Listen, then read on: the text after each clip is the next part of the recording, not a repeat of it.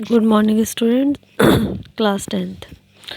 आज हम आपका क्लास टेंथ का जो आपका सिलेबस है वो डिस्कस करने जा रहे हैं। मैं आपको ये बताने जा रही हूँ कि आपका सिलेबस कितना है, एग्ज़ाम में कितने कितने मार्क्स खाएगा, किस तरह से क्या होगा।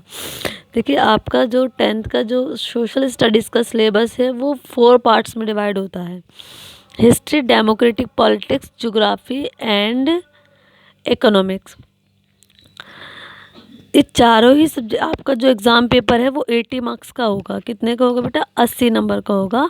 20 नंबर का आपका 20 मार्क्स का हिस्ट्री का, 20 मार्क्स का डेमोक्रेटिक पॉलिटिक्स का, 20 ज्योग्राफी और 20 का आएगा आपका इको का। क्योंकि मैं आपको डेमोक्रेसी और हिस्ट्री पढ़ाती हूँ तो आज मैं अपना सिलेबस डिस्कस करती हूँ, ठीक है।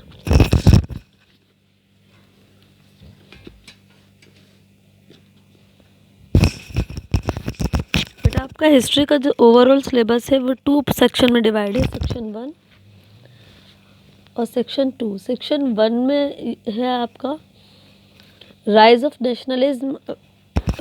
नेशनलिज्म इन यूरोप और सेक्शन 1 का सेकंड चैप्टर है नेशनलिज्म इन इंडिया। ये दोनों चैप्टर हम करवा चुके हैं। ये दोनों चैप्टर जो आपके बोर्ड एग्जाम में आएंगे।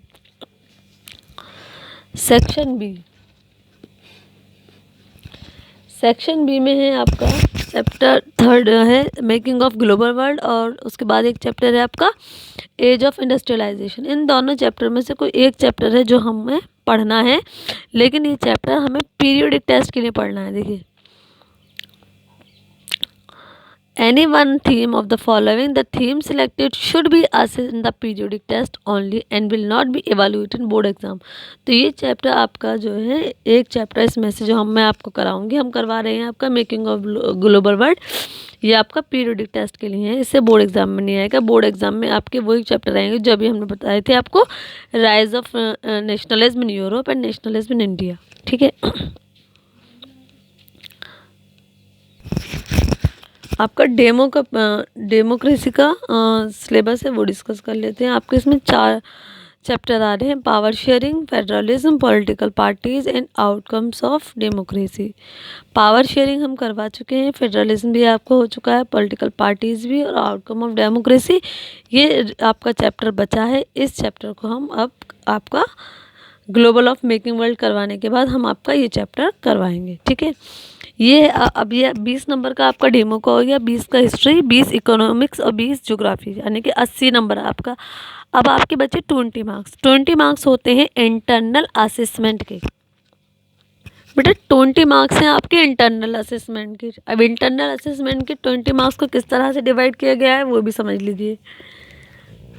10 नंबर के हैं आपका, 10 नंबर का पीरियोडिक असेसमेंट, 5 मार्क्स का पोर्टफोलियो जिसमें आपका क्लास वर्क, असाइनमेंट ये सब आ जाएगा, और 5 मार्क्स का है आपका प्रोजेक्ट। 5 नंबर का क्या है आपका? प्रोजेक्ट। अब हम आपका 5 नंबर का जो प्रोजेक्ट है वो डिस्कस कर लेते हैं। देखिए बेटा, आप सभी बच्चों को किसी एक टॉपिक पर प्रोजेक्ट बनाना है। ये प्रोजेक्ट आप सभी को बनाना है, कंपलसरी है, मैंडेटरी है। अब टॉपिक देखिए, आपका हिस्ट्री का भी, हिस्ट्री के सिलेबस से भी आप टॉपिक सिलेक्ट कर सकते हैं, ज्योग्राफी से भी, डेमो से भी और इको से भी। जैसे कि यहाँ पर फॉर एग्जांपल ये टॉपिक दे रखे हैं, कंज्यूमर अवेयरनेस,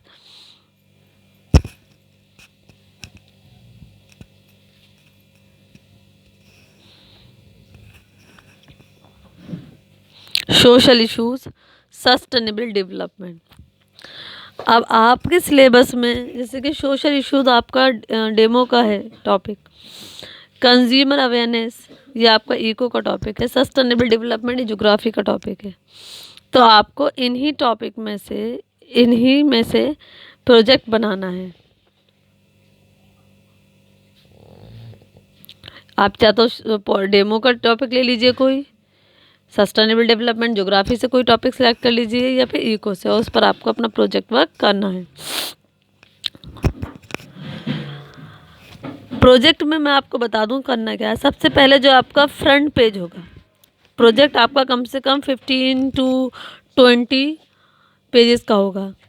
प्रोजेक्ट आपको हमें स्पाइरल बाइंडिंग करवा कर सबमिट करना है। फर्स्ट पेज जो होगा, फ्रंट पेज बहुत अच्छे से आपको बनाना है। उस पर आपका नाम, क्लास, किस टॉपिक पे आप ये प्रोजेक्ट कर रहे हैं वो सब मेंशन करना है आपको। प्रोजेक्ट बनाने के लिए आप कहाँ कहाँ से डेटा कलेक्ट कर रहे हैं, जैसे कि प्रोजेक्ट में जो भी आप थ्योरेटिकल डेटा आपने कहाँ से लिया है, इमेजेस हैं, न्यूज़पेपर से भी आप ले सकते हैं, मैगजीन्स हैं, अगर आपकी ड्राइंग अच्छी है तो आप खुद भी बना सकते हैं। तो अपने प्रोजेक्ट में आपको बहुत सारी बुक्स हैं, उनसे भी आपको डेटा कलेक्ट करने की ज़रूरत पड़ सकती है। तो आप अपने प्रोजेक्ट के लिए डेटा हर जगह से कलेक्ट कर सकते हैं जहाँ से भी आपको उस टॉपिक पर डेटा यानी कि उस टॉपिक पर मटेरियल मिल जाता है, तो वो आप वहाँ से कलेक्ट कर सकते हैं। देखो, प्रोजेक्ट के जो 5 नंबर हैं, 2 नंबर आपके कंटेंट के हैं, कंटेंट, ओरिजिनलिटी एंड एनालिसिस के। 2 मार्क्स आपके प्रेजेंटेशन एंड क्रिएटिविटी के हैं कि आपने अपने प्रोजेक्ट को किस तरह से प्रेजेंट किया है, उसमें किस तरह से क्या क्रिएटिविटी है। और 1 नंबर का है आपका वाइवा। वाइवा में जो क्वेश्चन पूछे जाएंगे वो आपके प्रोजेक्ट से रिलेटेड ही पूछे जाएंगे, जिस टॉपिक पर आपने प्रोजेक्ट बनाया होगा।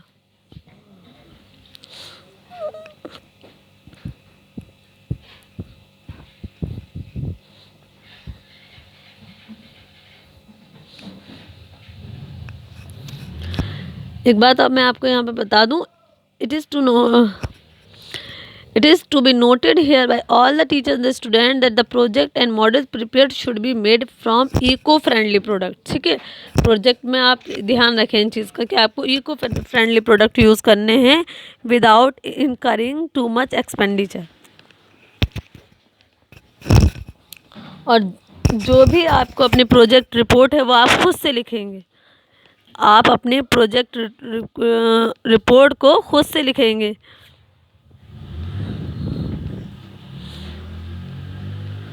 ठीक है, तो ये प्रोजेक्ट आपको बनाना है, प्रोजेक्ट रिपोर्ट खुद से लिखनी है और रिपोर्ट में, और उसके बाद एक कंक्लूडिंग पार्ट भी लिखिएगा। कंक्लूडिंग पार्ट में क्या लिखना है आपको, लास्ट में लिखेंगे ये कि मतलब ओवरऑल प्रोजेक्ट आपका क्या था और आप उसमें किस तरह से आपने उसको किस तरह से आपने क्या मेजर सजेस्ट किए हैं। जो भी कंक्लूजन आएगा कुल मिला के, मतलब जो निचोड़ है, तो वो आपको एक लास्ट में एक हेडिंग डालकर उसमें लिखना होगा कंक्लूजन करके। ठीक है, तो आज ये आपका सिलेबस, प्रोजेक्ट वर्क, ये सब हमने इस वीडियो में डिस्कस कर लिया है। ओके बेटा, थैंक यू।